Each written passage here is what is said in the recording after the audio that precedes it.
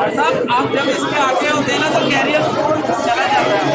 साहब आप सीधे कैमरामैन है, क्या कर रहे हैं? आप आगे आएंगे तो कैरियर आया, चलिए आओ सर आओ, आया आया गड्डी कढ़ाई होए तुम की कर रहे होते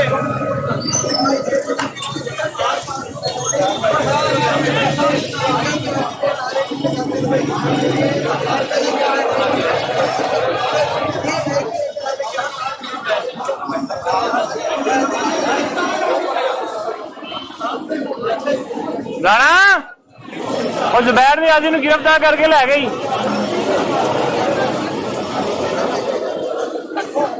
वो जा रहे तो बना लिया गड्डी च भाना ही उन्होंने उन्होंने। चले जा आराम से जाइए, ज्यादा जल्दी नहीं दौड़ के जाने की।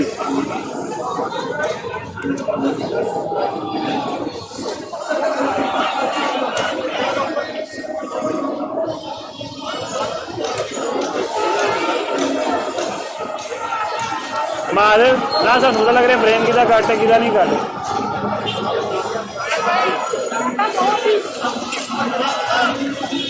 डाटा ही नहीं जानू।